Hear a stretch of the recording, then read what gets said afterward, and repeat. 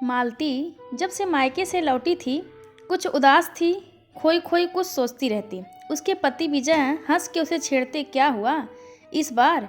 तुम तो माँ से मिलकर रिचार्ज हो जाया करती थी, पर देख रहा हूँ इस बार तुम्हारी बैटरी फ्यूज क्यों हो गई है? वहाँ से लौटकर आने के बाद वो फीकी हंसी से उसे टाल देती। इन्हें क्या बताऊँ मैं। पर रह रहकर उसकी आंखों में माँ का दयनीय चेहरा आ जाता। उसके पिताजी के जाने के बाद रोहन और शिखा दोनों ही कितना बदल गए थे। माना कि उसका भाई रोहन बड़ा अफसर था और शिखा भाभी भी अच्छी जॉब कर रही थी, पर माँ का इस तरह अपमान, छोटी छोटी चीज़ों के लिए उनका तरसना उससे बर्दाश्त नहीं हो पा रहा था।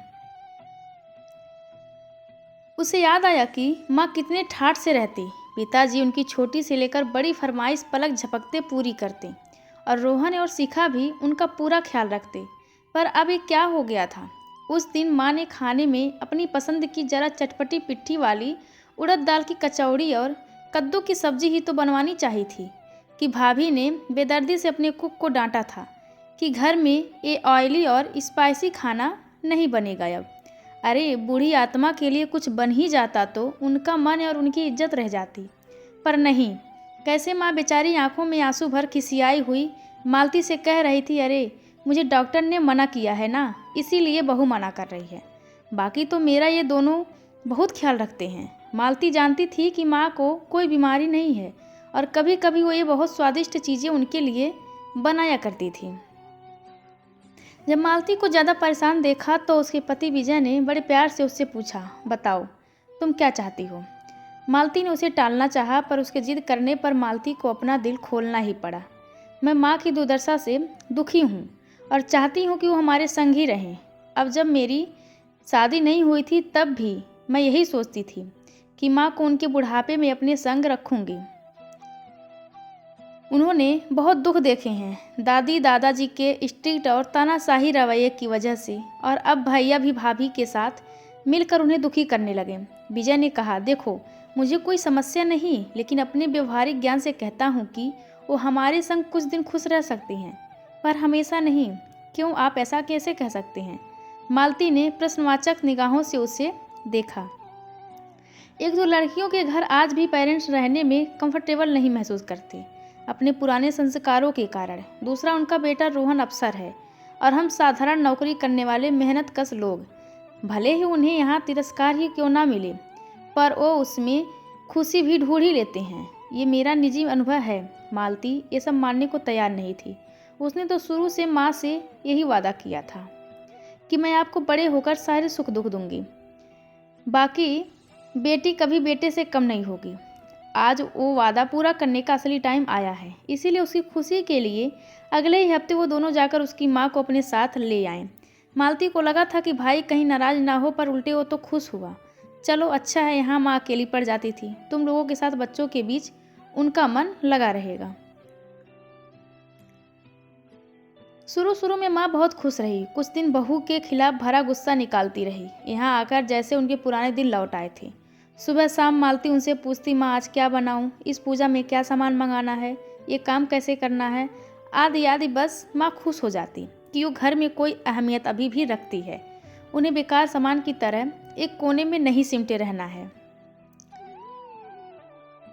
बुढ़ापे में कोई जरा सा पूछ ले, जरा इज्जत दे दे, बूढ़े तृप्त हो जाते हैं। लेकिन ये ज़्यादा दिनों नहीं चल पाया। अब माँ को अपने बहू बेटे की याद आने लगी। बात बात में उन्हें वहाँ के ऐशो आराम याद आते। यहाँ सारे दिन मालती और विजय खटते रहते। थोड़ा खाने पीने में भी देख कर ही सामान ला पाते।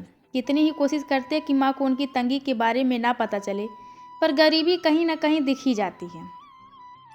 गरीब बेचारा क्या ओढ़ ले और क्या बिछा दे और कितना फटा छिपाए, कहीं ना कहीं छेद दिख ही जाता है। कभी कभी मालती झुझलाने लगी थी। अब जब माँ उसकी तुलना भाई भाभी से करती, वो अपने आंसू चुपचाप पी जाती, ये सोच कर कि माँ बुढ़ापे में थोड़ा सठिया गई है। उस दिन रोहन का फ़ोन आया कि वो और शिखा ऑफिस के काम से उनके शहर आ रहे हैं, इसीलिए उनके पास भी आएंगे।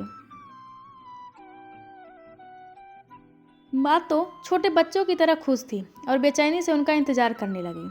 कभी मालती को कहती, अरे उस दिन ये खाना, ये मिठाई बनाना, घर को ऐसे संवारो, इस तरह उनके रुकने का इंतजाम करना, वगैरह वगैरह। आखिर हद होती है सहन करने की। मालती का धैर्य जवाब दे रहा था, एक तो पैसों की तंगी, दूसरी माँ लगातार उसे ये एहसास दिलाने पर आमादा थी कि जैसे वो भाई भाभी को एक दिन रखने के भी काबिल नहीं है। बहुत कमज़ोर हो।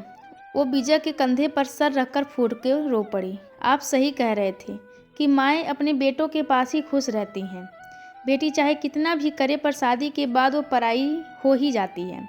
मैं भी ये समझ चुकी हूँ। इस बार रोहन आएगा तो माँ को पक्का उन लोगों के साथ विदा कर ही दूंगी। शायद वो वहीं से ज़्यादा खुश रहेंगी। विजय धीरे धीरे उसका सिर सहला रहे थे और मुस्कुरा रहे थे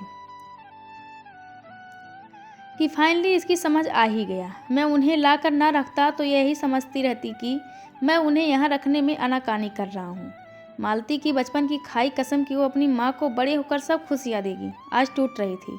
पर वो इस वास्तविकता से भी परिचित हो रही थी कि माएँ अपने बेटे बहू के साथ ही खुश रह पाती हैं, और अगर वो समृद्ध हो, ऐसो आराम से युक्त हों तो सोने पर सुहागा है।